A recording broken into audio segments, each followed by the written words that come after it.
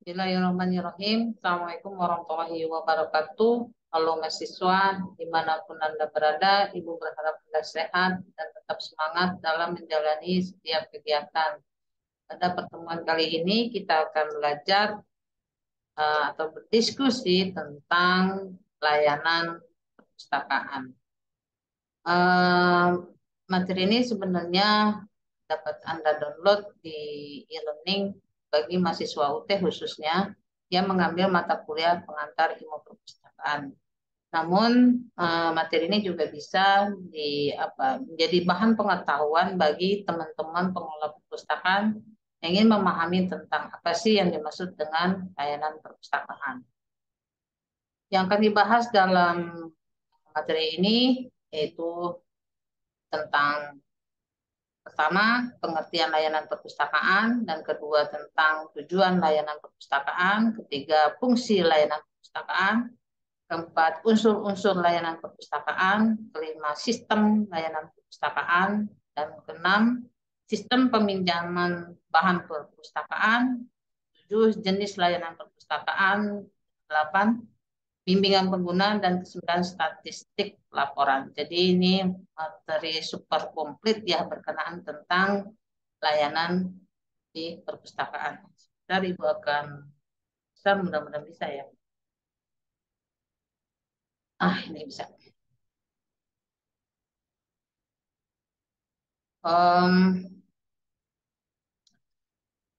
Pengertian tentang perpustakaan kalau dalam bahasa Inggrisnya ya service ya.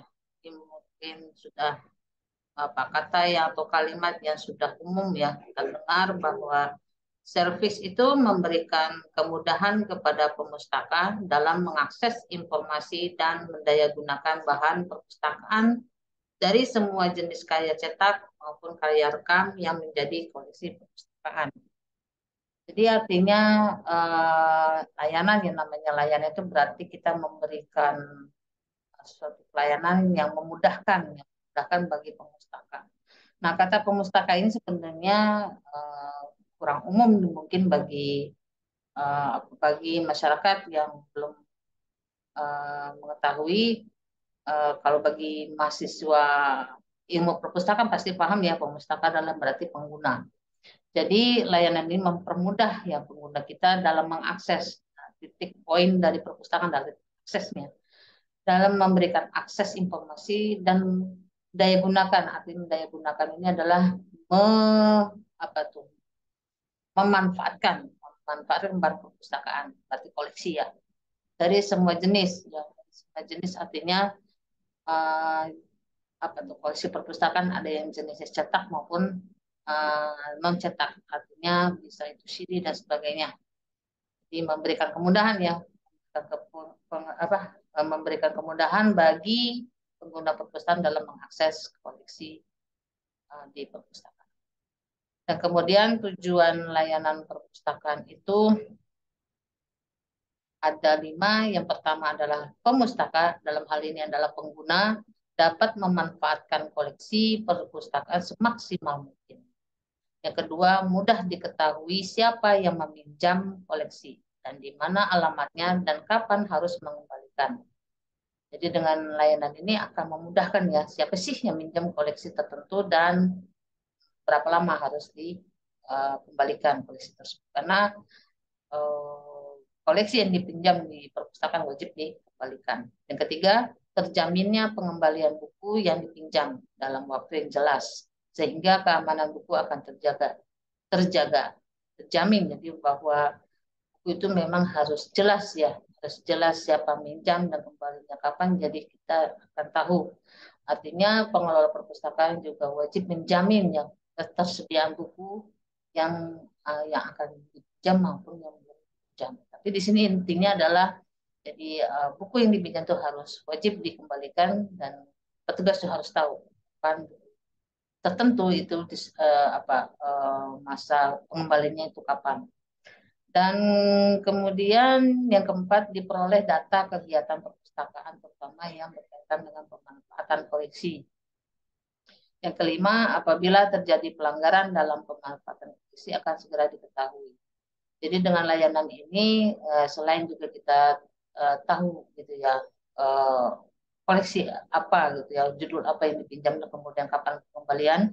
Nah, kemudian ketika misalnya dipinjam terjadi sesuatu misalnya hilang atau sebagainya, maka akan ya diketahui ya, akan diketahui dan bagaimana aturan-aturan apa tuh untuk pengembalian atau aturan-aturan yang melanggar dari pemanfaatan koleksi itu akan segera diketahui dan akan ditindaklanjuti sesuai mungkin aturan-aturan yang berlaku. Dan kemudian fungsi layanan perpustakaan itu ada 4 sumber-sumber informasi atau bahan perpustakaan berupa karya cetak dan karya rekam dan menyajikan informasi guna kepentingan pelaksanaan proses belajar mengajar.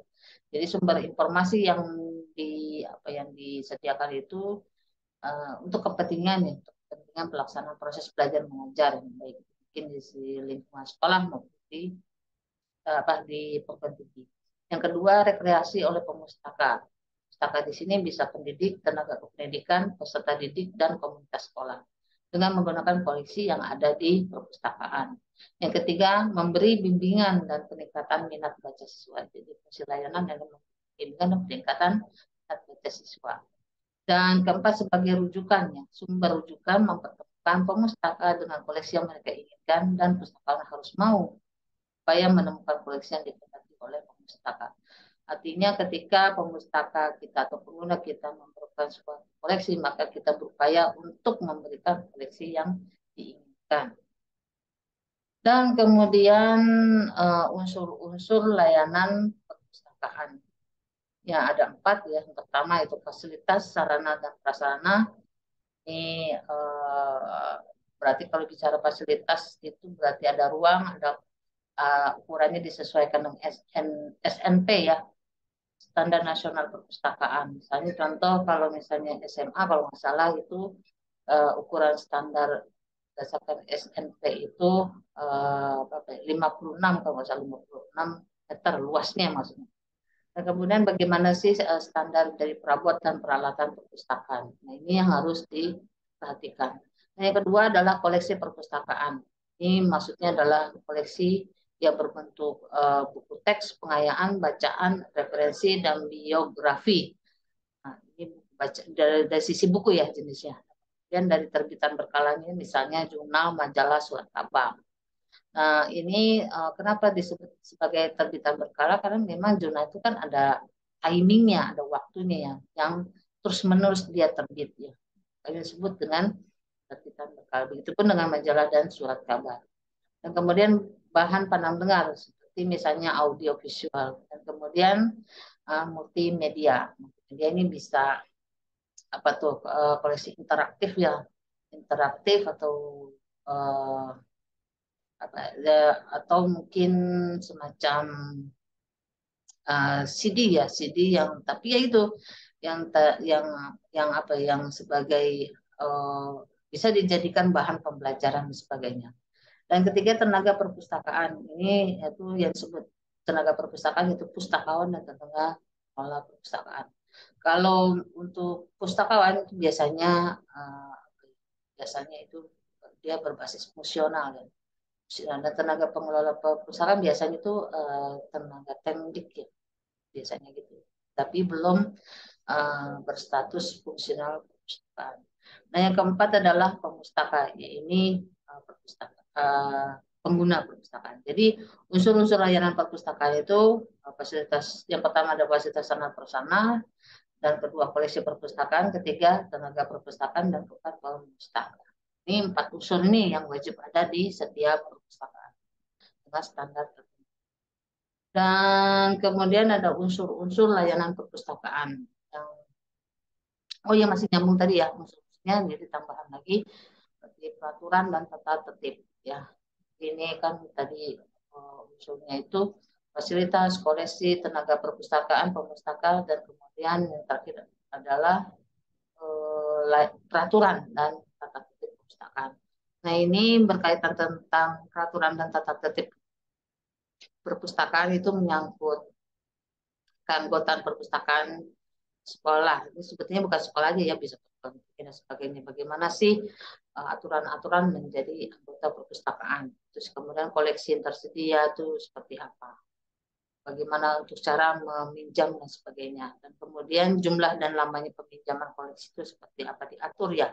Apakah dalam seminggu itu bisa satu koleksi itu bisa seminggu atau 2 minggu, ataukah satu orang itu bisa meminjam 2 atau koleksi itu, nah itu yang harus diatur dalam peraturan. Dan kemudian hak dan kewajiban anggota itu seperti apa. Terus sanksi dan hukuman bagi pelanggar itu bagaimana. Misalnya ketika menghilangkan buku, maka sanksi dan hukumannya itu apa dan sebagainya. Itu harus diatur. Dan kemudian iuran atau biaya administrasi jika ada ya, jika ada.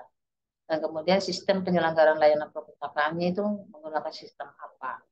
Dan kemudian sistem dan tata cara peminjaman dan pengambilan bahan perpustakaan dan jam buka perpustakaan. Apakah dimulai dari jam 7 sampai jam 12 atau sampai jam 4 dan seterusnya. Ini semua ini harus diatur dalam peraturan tata tertib perpustakaan.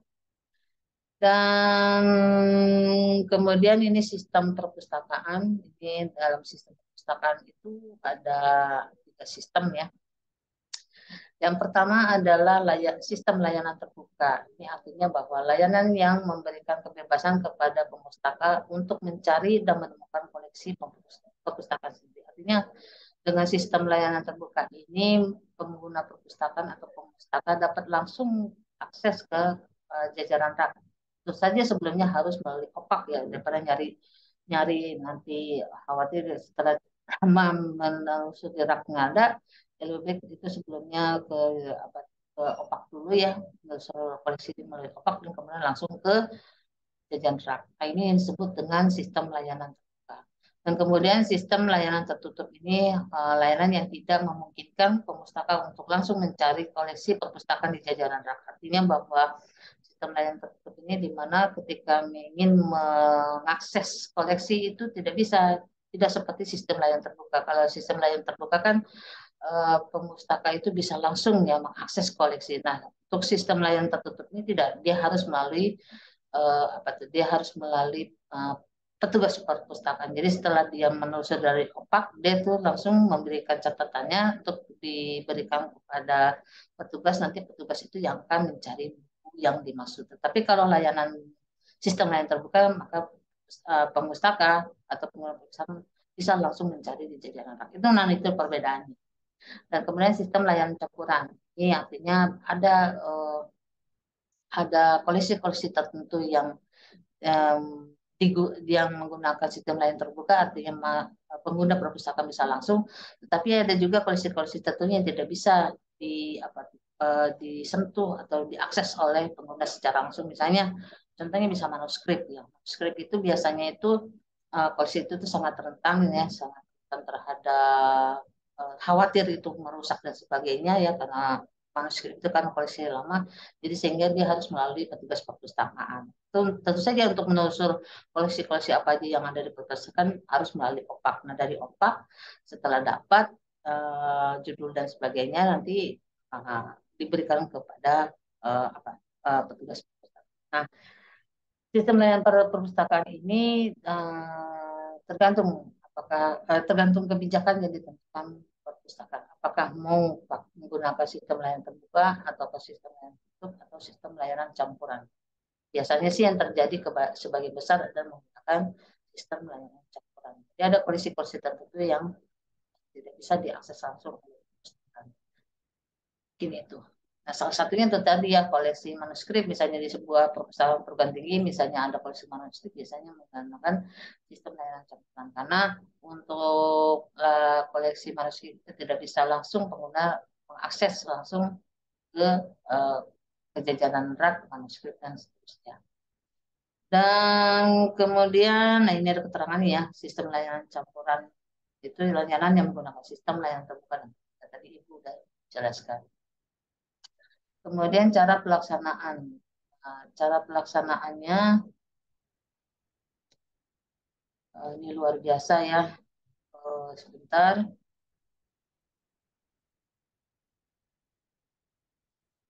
Di sini cara pelaksanaan ini menggunakan apa nih? Bagan ya, bahwa di sini adalah pemustaka. Jadi ketika kita ingin merancang suatu sistem di perpustakaan, maka tak akan tergambar di sini. Ketika misalnya ketika kita memutuskan apakah pemustaka itu bisa mengakses secara terbuka dengan menggunakan sistem layanan terbuka, maka dia langsung ke katalog, nih kan yang tergambar ya. Jadi dia akan menelusuri atau men-searching koleksi yang dibutuhkan melalui katalog. Dari katalog, kemudian dia langsung ke ruang koleksi atau di jajaran. Jadi di sistem terbuka ini dia ke katalog yang tadi Ibu sudah uraikan sebenarnya ya, ke katalog dan kemudian dia langsung ke koleksi. Nah, sementara kalau untuk sistem layanan terbuka dia ke katalog tetap, tapi dia harus tidak bisa langsung ke ruang koleksi atau ruang baca. Dia bisa. Jadi eh, dia harus melalui apa dia harus melalui katalog dan kemudian harus bertemu dengan petugas nanti petugas itu dia ke ruang koleksi untuk mencari koleksinya. Nah, setelah koleksi yang dibutuhkan itu sudah dapat, maka dia kembali lagi kepada pemustaka dan pemustaka bisa membaca di ruang baca.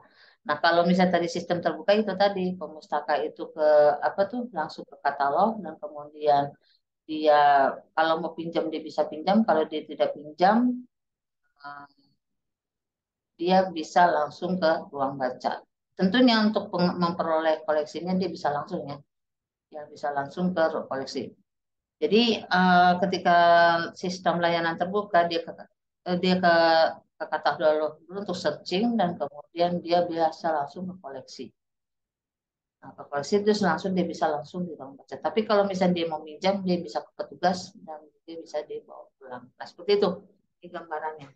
Intinya kalau bedanya sih layanan sistem layanan terbuka versus sistem layanan tertutup itu hanya ke aksesnya aja, akses koleksinya aja.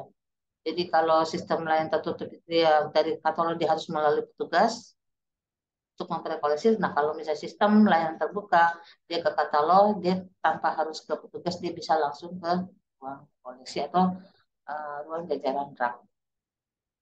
Nah, kemudian ini ada beberapa sistem peminjaman bahan perpustakaan ini juga harus kita pikirkan ya.